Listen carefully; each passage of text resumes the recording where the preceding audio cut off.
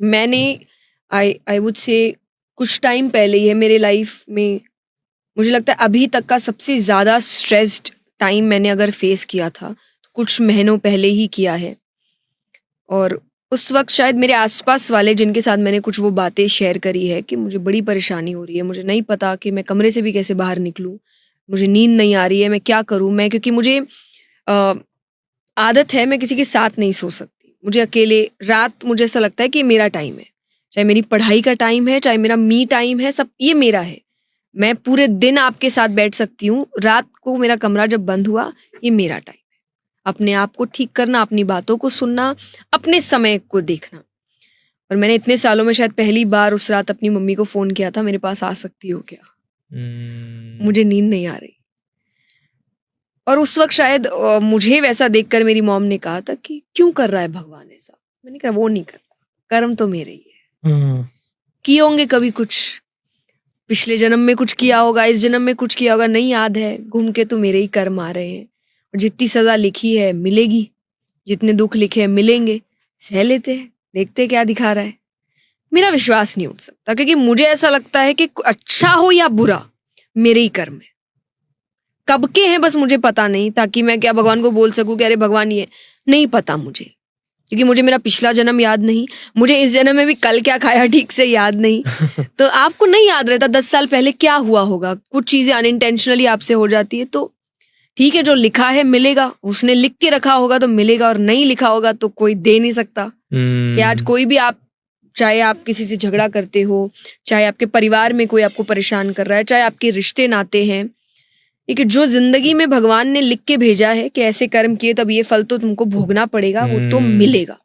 तो जय जी, जैसे आपने बताया, WHO की एक रिपोर्ट थी कि 300 मिलियन लोग डिप्रेशन से इफेक्टेड होते हैं।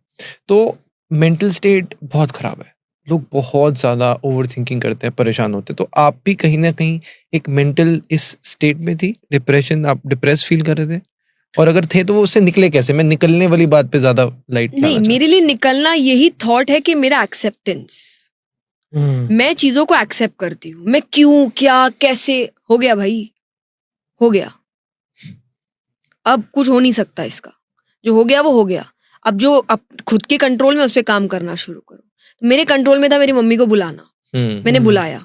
भले ही जो मेरे कंट्रोल में नहीं था, मैं कर सकती थी मैं कॉल ना करूं और मैं वहीं रोती रहूं, नींद नहीं आ रही, मैं ये करूं, मैं पूरी रात ओवर। तो मैंने लगा ये तो कंट्रोल में नहीं हो रहा कि मैं अपने मूड को कैसे हैंडल करूं। मेरे कंट्रोल में क्या है, मेरी माँ। मैंने बुलाया, वो आई, सर पर हाथ फेरा, उनसे बातें हुई, उन्होंने थोड़ा जो कहता है बचपन आप गोद में सर रख के सो रहे हो, आ गई, आधी घंटे में नींद आ गई आपको, ये कंट्रोल में था।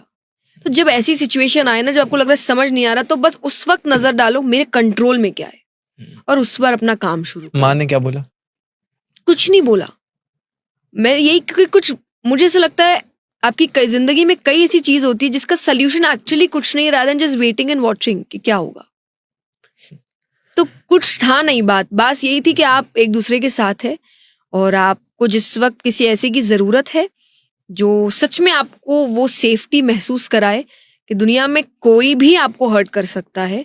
माँ बाप ऐसे होते हैं जो नहीं कर सकते इंटेंशनली। मुझे ये फील होता है। और मैंने अपने, चाहे मेरे कजिन्स, क्योंकि मेरे से काफी छोटे कजिन्स हैं मेरे, मैं कभी भी उनके साथ बैठती हूँ और बात करती हूँ, और सब बच्चों के क्वेश्चंस होते हैं कि मम्मी ने ऐसा किया, पापा ने ऐसा किया। मैं यही कहती हूँ कि ठीक है, जो भी किया कम्युनिकेट करो, उनको समझाओ क्या गलत है क्या नहीं गलत है। इतना प्यार तो कोई नहीं करेगा तुमसे, सही बात, जो वो करते हैं ना। और ये आपको बाद में ही रियलाइज होता है, आगे बढ़ जाओ सब देख लो। अभी 18-19 वालों को नहीं समझ आएगा, अभी उनको उनका ही प्यार बड़ा सच्चा लग रहा है, यही है मेरी जिंदगी, यही मेरा सब कुछ। कहा माँ बाप, देखो अभी बहुत जिंदगी बची है और रियलाइज होगा कि माँ बाप जितना प्यार कोई नहीं कर सकता आपसे।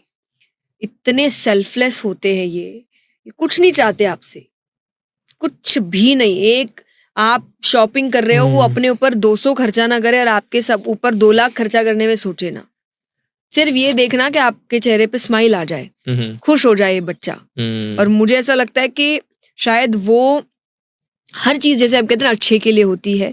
आज वो इंसिडेंट के बाद आगे के जितने महीने मुझे मेरे पेरेंट्स मेरे लिए और ज्यादा मुझे पैम्पर करना, और उनको ऐसा लग रहा है कि नहीं नहीं सब दो इसको, सारी खुशी दो इसको, इसका मन नहीं उठना चाहिए चीजों से, ये अगर दुखी है तो इसको ये नहीं लगना चाहिए कि मुझे कोई शौक नहीं, मुझे नहीं करना ये, तो उनको लग रहा है नहीं बेटा सब तुम घूमने भी जाओ, क्या खरीदना है तुमको, कहाँ खर्चे करने हैं तुमको, क्या देखना है तुमको।